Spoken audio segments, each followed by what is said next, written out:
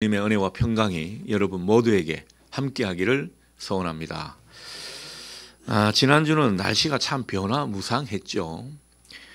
봄볕이 따뜻해서 이제 봄이 오는구나 그렇게 여기며 생각하게 될 때 엄청 봄 눈이 많이 와서 우리를 당황하게 했습니다.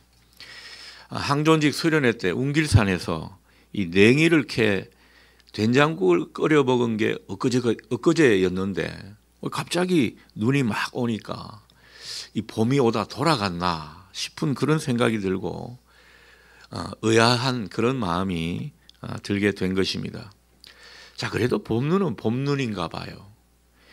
여러분, 봄눈, 눈 녹듯이 녹는다 그런 말이 있지 않습니까? 그 말이 실감이 날 정도로 그렇게 많이 눈이 왔는데도 그 다음날 보니까 눈이 싹 없어졌더군요. 저 멀리 산을 쳐다봐도 이 산에도 눈이 사라진 그런 모습이었습니다. 그만큼 또 봄 햇볕이 강했던 탓이겠죠. 우리 인생도 그런 것이 아닌가 싶습니다. 우리 인생에도 봄이 좀 왔다 싶으면 어느새 이 추위 같은 게 닥치는 그런 모습이죠. 봄을 시샘하는 겨울의 시간이 다시 기승을 부리는 그런 때를 우리는 맞게 되는 것입니다. 자, 그러나 여러분, 우리가 생각하십시다. 우리 인생이 아무리 겨울의 흔적이 다시 보인다고 해도 주님이 비추시는 그 은혜의 햇볕 앞에서는요, 그 어떤 인생의 추위, 겨울의 흔적 다 사라지게 될 줄 믿습니다. 주님이 우리에게 햇볕을 비추시는 그 모습이 얼마나 귀한지 다시금 느끼게 되는 것입니다. 이 사순절 기간 이 중반부에 이르렀는데 여러분, 특별히 주님께 더 가까이 나가십시오. 그 가운데 주님이 비추시는 이 은혜의 햇볕 많이 받으실 수 있기를 바랍니다. 사는 것도 힘들고 여러 가지 바쁘고 복잡한 생각도 많겠지만, 그러나 무엇보다도 주님이 우리를 이 따스한 봄 기운이 우리 기분을 좋게 하듯 주님은 우리에게 봄날을 가져다 주시는 분으로 알고 우리가 주님을 더 가까이 했으면 좋겠습니다. 여러분, 주님의 그 은혜 햇볕을 받아서 여러분들의 인생이 더욱 풍부해지고 더 행복해지기를 주님의 이름으로 축원합니다. 자, 그러나 우리 중에는 이 주님의 봄을 전혀 실감하지 못하는 그런 분들이 있을 것입니다. 영혼의 봄은커녕 나한테 닥친 이 인생의 추위가 언제 지나가려나 안타까워하시는 분들이 있을 수 있습니다.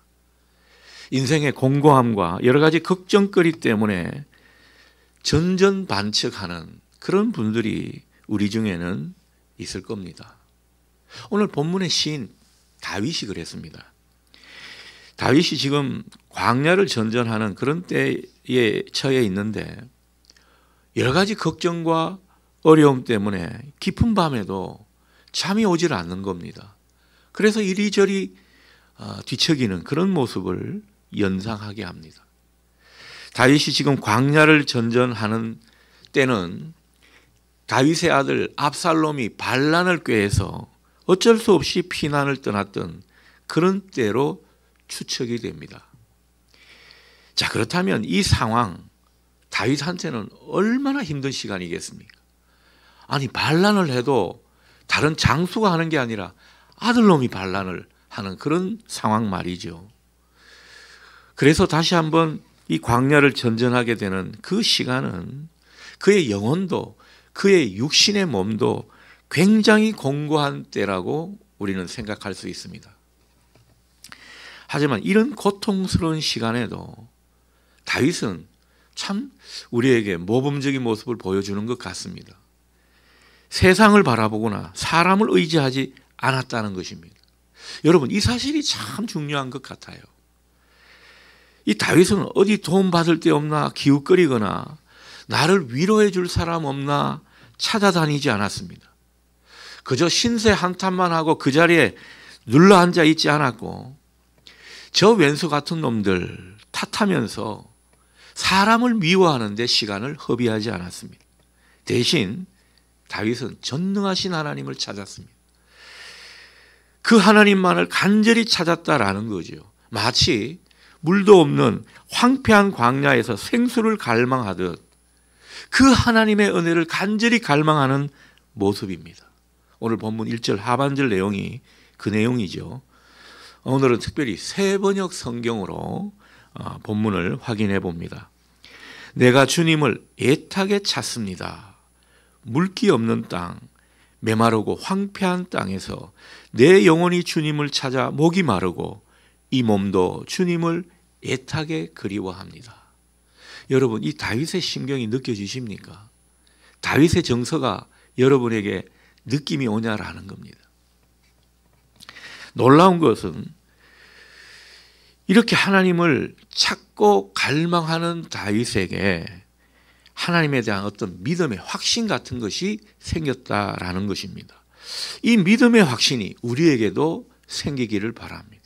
우리의 간절한 마음으로 하나님을 찾는 가운데 이 확신이 생기기를 바란다라는 거죠. 여러분, 그 믿음의 확신이 1절 상반절에 있습니다. 하나님, 주님은 나의 하나님입니다. 여러분, 간단한 고백이지만 그 어려운 시간 가운데 하나님을 찾고 그 하나님은 내 하나님이다. 나의 그 능력의 하나님이다. 이렇게 고백하고 있는 거죠. 이렇게 고백하는 게 뭐가 좋냐고요?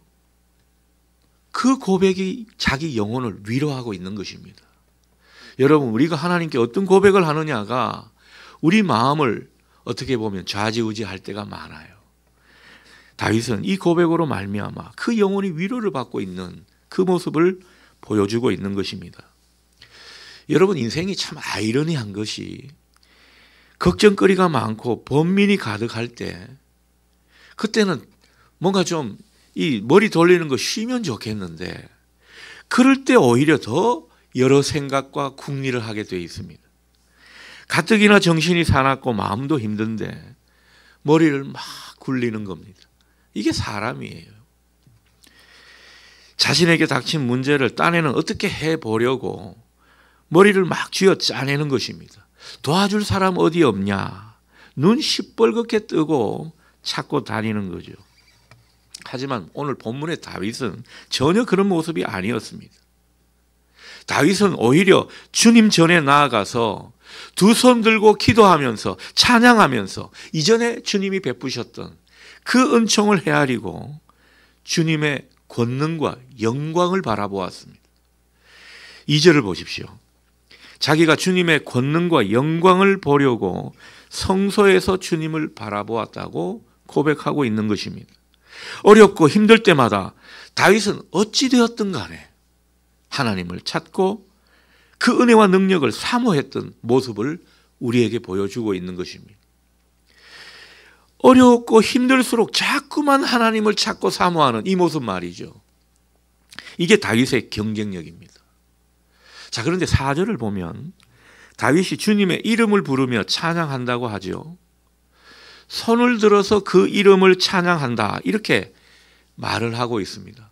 여러분, 손을 들어 찬양하고 기도하는 이 모습에서 여러분들은 무엇을 느끼십니까? 다른 게 아니죠. 하나님을 향한 간절함의 표현입니다. 우리가 때로는 이제 오후 찬양 예배 때 기도하고 찬양할 때 보면 뭐 손을 드시는 분들이 있습니다. 하나님을 향한 내 간절함의 표현을 사인으로 보내는 거죠. 좋은 모습입니다. 그리고 이 모습은요, 하나님 앞에 하나님 뜻에 이제는 내가 항복하고 순종하겠습니다라고 하는 그런 사인이기도 합니다. 하나님 앞에 절대적으로 순종하겠습니다라고 하는 다짐을 표하는 것이기도 하다라는 거죠. 다윗은 지금 하나님을 찾아 하나님의 은혜를 구하면서 간절히 기도하다가 문득 생각난 게 있습니다. 자기가 쭉 살펴보니까 하나님 뜻에 순종하지 않은 모습이 생각이 났던 것입니다. 그래서 그는 이제 정말 하나님께 제가 하나님 뜻에 순복하겠습니다, 이런 의미로 손을 들고 하나님께 기도를 드리고 있는 것입니다. 오늘 6절 말씀이 되게 인상적입니다. 다윗이 어떤 모습인가? 다윗은 잠자리에 들어서도 주님의 은혜를 기억하고 있다라는 거죠. 전해주셨던 그 주님의 말씀을 읊조리면서 주님을 생각한다고 다윗은 고백하고 있습니다. 오로지 주님만을 의식하는, 오로지 하나님만을 바라보는 그런 마음을, 그런 모습을 우리에게 지금 이런 모습으로 묘사해 주고 있는 것입니다. 여러분, 어려울 때 정말 하나님의 은혜를 많이 기억하십시오. 우리가 하나님께 섭섭한 것만 생각을 많이 하는데 진짜 기도하는 자리에서 하나님 앞에 기도를 드리다 보면요, 섭섭병은 조금 물러가는 것 같고 정말 하나님이 나에게 은혜를 주신 것을 많이 기억하게 됩니다. 그리고 여러분, 우리가 암송구절 다 하나 둘씩 있지 않습니까? 진짜 이 말씀 붙들고 외우듯이 그 말씀을 우리가 읊조리던 그 구절이 있단 말씀이죠. 여러분, 지난 송구 영신 예배 때 여러분들에게 나누어준 그 성구 여러분 다 기억하고 계십니까? 온데간데 없이 내팽개치지는 않았습니까? 다 여러분들에게 허락된 말씀이라 믿습니다. 그 말씀을 다시 한번 읊조리면서 주님만을 생각하는 이 모습, 얼마나 하나님께 딱 달라붙는 모습입니까? 이 모습이 하나님을 갈망하는 모습인 것이죠. 하나님을 갈망하고 하나님께 답을 구하는 모습인 것입니다. 자, 이런 모습 가운데 그러면 하나님은 어떤 반응을 보이셨을까? 여러분, 기대가 되죠?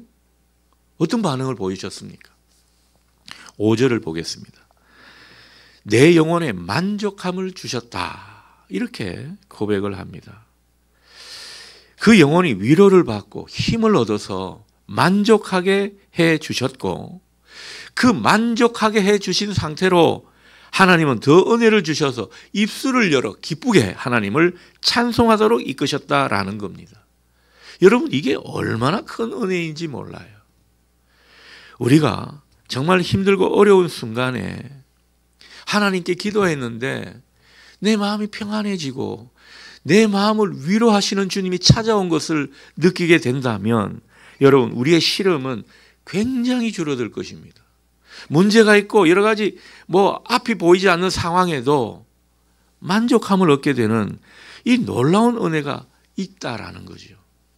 여러분, 이 영혼에 만족함이 있으니까, 아니 그렇게 문제가 많고 그렇게 힘든 지경에 빠져 있으면서도 찬송을 부르고 찬양을 부르면서 하나님을 찬미하는 그런 모습을 보이더라는 것이죠. 이게 그냥 설명이 되지 않는 모습입니다. 얼마나 큰 은혜인지 모른다라는 거죠.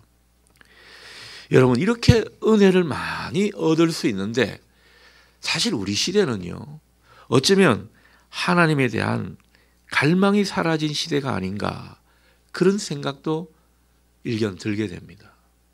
아니, 우리 믿는 사람들부터가 하나님에 대한 갈망이 얼마나 있는가 생각해 보면요, 마음이 안타까울 때가 많습니다.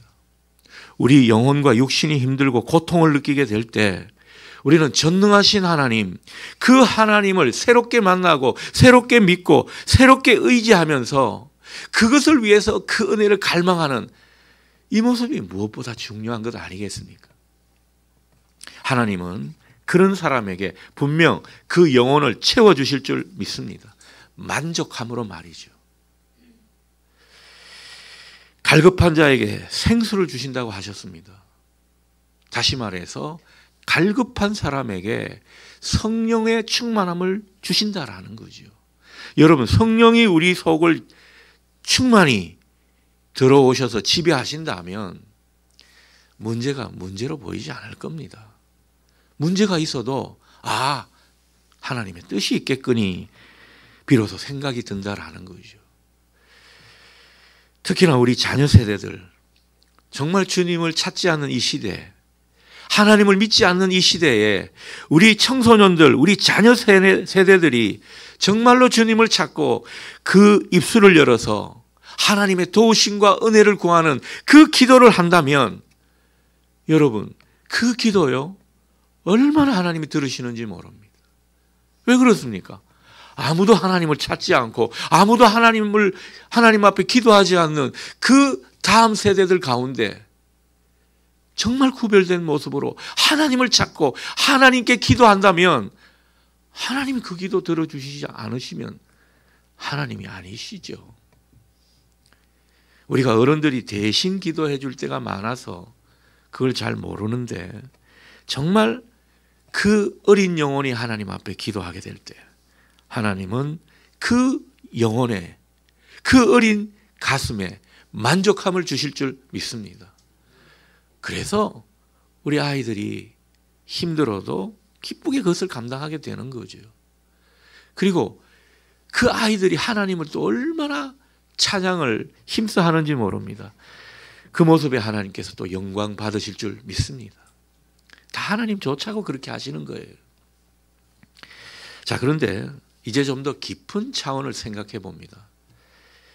다윗이 지금 이렇게 자신의 아들 압살롬에게 쫓겨서 유다 광야를 전전하게 되었는데 그 이유가 뭐냐라는 거죠. 그 이유는 다른 게 아닙니다. 다윗이 하나님 앞에 큰 죄를 지었죠. 자신의 충직한 부하 우리야 장군의 아내를 빼앗았습니다. 간음을 했죠. 그리고 그 남편인 우리야를 1계급 승진시켜 주더니만 전쟁터 한가운데 내몰아 버립니다. 그래서 그 전쟁통에 죽게 만들었죠. 미필적 고의지만 엄연히 이것은 교사살인인 것입니다. 그 일로 징계를 받아서 결국 이런 모습이 된 것입니다. 자, 그럼에도 불구하고 다윗이 철저히 회개했을 때 하나님은요 죽지 않고 살게 해주셨습니다. 다소 어려움을 겪고 환난을 만나게 했지만은 얼마나 그 이후에 다윗을 영광되게 하셨는지 모릅니다. 다윗이 말년에 얼마나 하나님께 축복을 받도록, 아니 젊을 때부터 축복을 받았지만 더 큰 축복을 경험하도록 이끌어 가셨는지 모릅니다. 하나님이 다 용서해 주신 덕분입니다. 다윗은 이 모든 것이 하나님의 인자로 말미암아 그렇게 된 것을 깨닫게 된 것입니다. 그래서 고백합니다. 3절 상반절입니다. 주님의 한결같은 사랑이 생명보다 소중합니다. 죽을 수밖에 없던 자신을 하나님의 자비와 사랑으로 살려주셨으니 하나님의 사랑이 그 생명보다 더 소중한 것 아닌가 찬양하며 고백을 하는 것입니다. 다윗은 지금 이런 하나님의 인자하심, 다시 말해서 그 한결같은 사랑을 믿고 다시 은혜를 갈망하며 간절히 하나님 앞에 기도하는 것입니다. 그래서 결국 영혼의 깊은 위로와 만족함, 하나님의 도우심을 경험하게 된 것입니다. 출발은 어디에서부터 시작되었다고요? 하나님의 그 사랑을 깊이 깨닫는데. 그렇습니다. 우리가 하나님 앞에서 간절함으로 기도하고 예배 드리기 위해서는 이 한결같은 하나님의 사랑, 그 인자하심을 우리가 붙들어야 되는 것입니다. 여러분, 그 하나님의 한결같은 사랑, 그 놀라운 위대한 사랑이 어디에 응축되어 있습니까? 바로 십자가, 이 십자가에 그 사랑이 응축되어 있는 것입니다. 그 십자가 사랑을 우리는 붙들어야 하는 것입니다. 우리를 죽음에서 구원하신 그 십자가의 사랑을 붙들 때 우리는 다시 한번 간절함이 살아나고 그 가운데 하나님의 참된 만족함, 은혜를 얻게 될 줄 믿습니다. 우리 예배가 허전하고 기도가 공회전되는 것 같습니까? 그러면 어디로 돌아가야 합니까? 십자가의 주님을 생각하십시오. 나를 위해서 십자가에서 피 흘려 죽으신 그 주님, 그 주님의 공로를 생각하시라는 거죠. 그 공로로 말미암아 우리는 그 위대한 사랑을 경험한 사람들인 것을 다시금 주목해야 하는 것입니다. 주님의 인자하심, 그 사랑은 죽을 목숨을 살리는 그 생명보다 더 크고 소중한 것입니다. 죽을 목숨을 살리는 이 생명보다 커야 살릴 수 있지 않겠습니까? 살려서 더 복되게 하지 않겠습니까? 그러니 생명보다 하나님의 사랑이 더 소중한 것입니다. 더 위대한 것입니다. 여러분, 이 주님의 사랑에 깊이 빠진 사람은요, 말릴 수가 없습니다. 힘들어도 힘들지 않아요. 사람인지라 힘든 걸 느끼죠. 그러나 주님과 인해 교제하는 가운데 힘든 시간을 극복하게 되는 것입니다. 고통을 느끼는 순간에도 마음이 출렁이지 않습니다. 이리저리 마음이 나눠지지 않아요. 불안하고 감정이 막 일어나는 그런 때에 평정심을 회복하게 되는 것입니다. 슬픈 가운데서도 위로를 얻게 되고 기뻐할 수 없는 상황에도 기뻐하게 되는 것입니다. 왜요? 주님의 그 사랑이 내가 처한 어떤 환경과 상황보다 훨씬 더 크기 때문입니다. 그 사랑을 경험한 사람은 그래서 모든 것을 이기고 초월할 수 있는 것입니다. 오늘 이 사랑의 능력, 한결같은 주님의 사랑의 능력이 다시금 여러분에게 공급받고 그것이 여러분의 신앙의 새로운 원동력이 될 수 있기를 주님의 이름으로 축복합니다. 특히 이 사랑을 알고 경험한 사람은 그 어떤 상황에도 행복할 수 있습니다. 여러분, 행복은 내 조건과 상황이 좋아서 행복한 게 아닙니다. 그런 상황과 조건에도 불행한 사람이 얼마나 많습니까? 하나님이 주시는 행복은요, 세상의 조건과 상황 이런 것을 초월하는 것입니다. 그래서 정말 힘든 시간에도 웃을 수 있고 행복하게 되는 것이죠. 그 연유를 8절에서 우리가 확인하게 됩니다. 어째서 그러냐? 주님을 가까이 따르면서 주님께 매달리는 인생이 되기 때문입니다. 여러분, 우리 인생이 힘든 것은 어쩌면 상당 부분 주님께 매달리는 가운데, 주님께 붙어 있는 가운데 해결될 줄 믿습니다. 하나님이 우리에게 시험과 연단을 주실 때는요, 그 사람의 믿음의 깊이에 좀 더 업그레이드를 하기 위해서 그런 거 아니겠습니까? 집사는 집사의 믿음이 있고 또 신앙이 더 성숙한 우리 항존직은 또 항존직에 걸맞는 믿음이 있죠. 목회자는 또 목회자에 걸맞는 믿음이 있을 겁니다. 그것을 하나님은 연단하시는데 그 연단하는 과정 가운데 주님을 더 가까이 따르고 주님께 딱 붙어 있고 주님께 매달리는 인생이 될 때 여러분, 그 자체가 은혜가 되는 줄 믿으시기 바랍니다. 의식적으로 그렇게 살아야지가 아니라 자동적으로 주님께 붙어있는 인생이 되게 하신다라는 거죠. 중요한 것은 우리가 이렇게 주님을 붙들고 주님을 딱 달라붙는 모습으로 의지하게 될 때 여러분, 그 가운데 주님은 항상 당신의 의롭고 능력 있는 오른손으로 우리를 붙들어 주신다는 사실입니다. 주님이 모든 것을 붙드시고 함께 하시기에 그것을 믿고 신뢰하기에 그 사람은 행복한 것입니다. 남은 사순절 기간 주님의 사랑의 깊이와 넓이를 더 알아가고 경험하고 그 가운데 주님이 주시는 진정한 영혼의 봄을 누리는 저와 여러분 될 수 있기를 축복합니다. 아멘. 기도하겠습니다. 사랑하시는 주님, 우리 삶이 힘들고 공고해질 때마다 우리에게 만족함을 주시는 주님을 더욱 간절히 찾는 우리가 되기를 원합니다. 주님이 우리를 위해 희생하시고 죽으신 그 십자가의 사랑이 너무도 귀하고 소중한 것임을 더욱 깨닫는 우리가 되게 하셔서 우리의 생명보다 더 귀한 그 주님의 사랑을 날마다 의지하는 우리 모두 되게 해 주옵소서. 그 사랑으로 주님을 찬송하기를 원합니다. 그 사랑의 힘으로 더욱 기도하게 해 주옵소서. 그 사랑의 능력으로 이 세상 살아갈 때 기쁨과 만족함이 넘치는 삶 경험케 해 주시옵소서. 예수님의 이름으로 기도드립니다. 아멘.